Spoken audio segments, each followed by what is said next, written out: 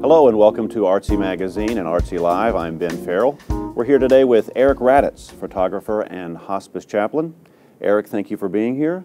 And can we start by just asking, how did you first get into photography? Well, if I remember correctly, it was probably somewhere in high school that I took a photography class and I had a little brownie Hawkeye.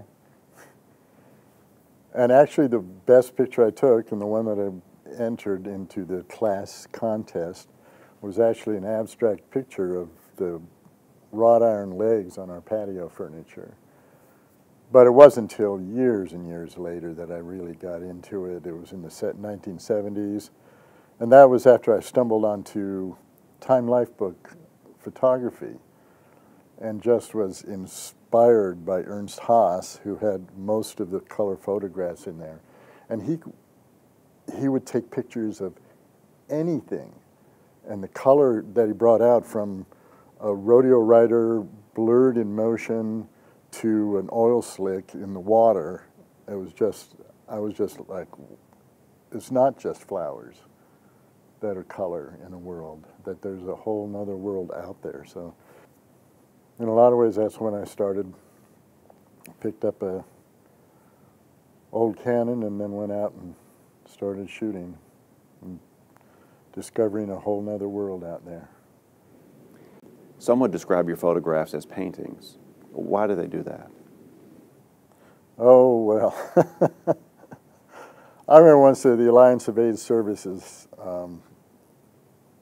sponsors party, I took one of my photographs. It was called Red, and it was sitting out there framed, and a guy I was talking to inside the house, we talked about photography and all this, and he said, "I'd love to see yours." And I said, "Well, it's out there. It's the red one." So he went out and he looked around, looked around, looked around. He came back, "I can't see it." So I took him out and showed it to him. And he says, "Oh, I thought that was a painting." And to me, I thought that was a thrill, because to me it was someplace in there I crossed a line where the expression has already been made, and it's just as it was, the red is just the front of a red tank in a cattle yard, but just being that close to it and the lines and how it was designed, I like that very much. To me, they're very painterly, but yeah, it doesn't bother me at all. I think it's kind of cool. You mentioned shooting in such detail. Can you talk a little more about that?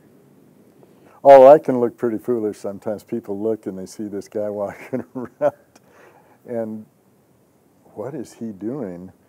Especially late in the last year, I've been just going to parking garages on a Sunday when there's no cars, and go up and look at the walls and look over the wall to see the stains and how they form, and it can be a picture of a whole wall, or it can just be a spot that big. But I'll find this thing, and I said, "Oh, this could be really interesting if the film," because I shoot with film, it can translate to the camera. Sometimes you take one and it's too subtle and it doesn't translate, but it's just, people are kind of like, "What are you doing? What are you doing?" I said, "I'm just taking a picture." It's usually the rent-a-cops, the guards, who come over and say, "Well, sir, you can't take pictures in here in the parking lot. It's against the rules." So then you leave and you lose a parking lot. But it's just, it's a whole world out there, and I like finding it and the discovery of it. How would you say your work with the AIDS ministry and as a hospice chaplain has affected your art? In a lot of ways, because of the hardships that I had to deal with and the emotional ups and downs, dealing with illness and death and dying, the photography in a large sense became an escape. It was a place that was just mine. And I always felt if you're going to be doing something like I do and be trying to give as much as I can to help people be comforted and find peace and everything else in the situations, that I have to have something that's my own. that is totally selfish, and so the photography actually became that. I could go out by myself, I'd get in my car and like, oh, I guess I'll travel Highway 64 today, and stop at every town on the way or old building, and then just walk the alleys and walk around and see what I could discover. And then, of course, we used to do the retreats down at Caswell, the Baptist place down there, and there's all these old fort emplacements, gun emplacements there. And you can wander around in there, and all the stains and the mold and everything else. It's just like a veritable heaven for a photographer who does things like I do. Mm-hmm. So I also took a lot of pictures of the people and who came to the retreats. I just loved shooting the pictures of them, candid shots, having just so much fun with them. And you know, some go, no, I don't want my picture taken. Well, those are some of my favorite pictures, is with the hand in the face. And then they get comfortable with it and just have fun. So, can you talk a little bit more about the pictures of your mother that you took and the words that you had written to go with those? I've been dealing with death and dying for quite some time. And it's an experience that I can't get used to. It's not something that you can get used to. Sometimes you get closer to some people than others. But there was something about it with my mother when I got out there in her last 2 weeks. It was different.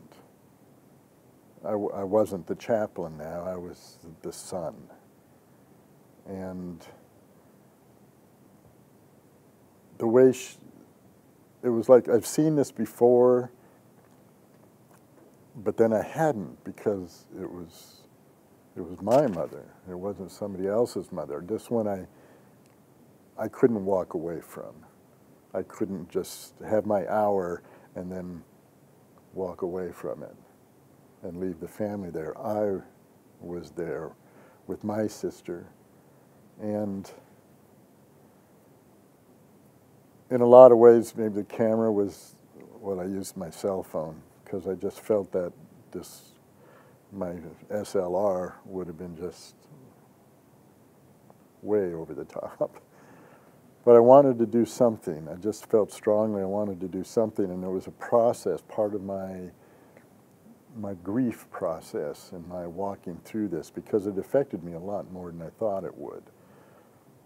It wasn't that my mother and I always had this really close relationship. It was an in and out one for years and years and years. But the last few years, at her birthdays and all this, because she was out in Washington State, so I took the cell phone and I would hold it, and she would just look at me, never say anything. I'm not even sure how much she was aware of it. And if she was, then it didn't bother her. But I'd take the pictures. And it wasn't until, gosh, weeks and weeks afterwards that I even took them and got them put on a CD and looked at them. And the process of my grief and my walk over this last year was a kind of, it wasn't what I thought it would be.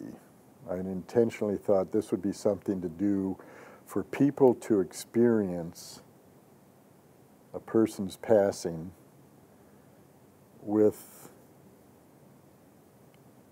without being too far from. We have a tendency, I believe, and I know I do it in myself, to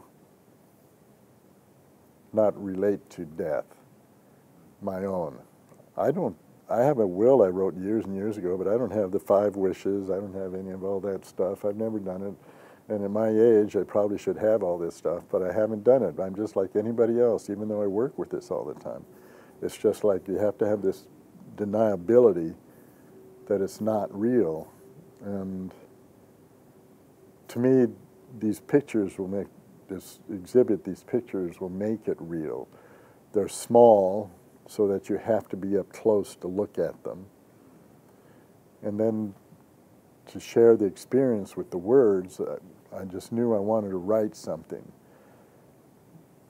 And I ended up writing a eulogy, and I knew I had 19 pictures, so I picked out what I thought were the ones that described best what we went through, she and I at that time, and chose 19 sentences and then hand wrote them. I was so worried about whether the handwriting would look nice. And after I did it, it didn't matter whether it looked nice or not. There was a personal quality to it that was important. And I'm still processing it. The other day I sat down and listened to jazz music because my mother loved jazz, and choosing the music that would play for it. It's funny, one amazing experience I had with her at that time of her dying was we put on Rod Stewart's Old Standards, which I had sent her years ago. And the songs come on, and she's laying there, and I mean, she's out of it. She's laying there, and all of a sudden her hand just comes up and starts doing this to the music. And so I went and I took her hand, and I danced with her. I danced around the bed, holding her hand. And so now when I hear that song, it gives me pause. So music was real important. For those who are interested in seeing the gallery show, where can they go to find it? It's going to be at the Lead Studio and Gallery in Wake Forest. The show opens the 11th of May this year, and the opening reception is the 13th, which is their second Friday they do in Wake Forest, and it runs through June 4th. So it'll be up there pretty much Wednesday through Saturdays from 11 till 6 in the evening, except for that opening reception. I'll be there for the opening reception, and we also have a companion book that we publish of the show, which I'll be signing if anybody would like. Eric, thank you so much for being here today, and thank you for sharing your personal story, and we really appreciate you being here. Thanks a lot. You're welcome. Thank you.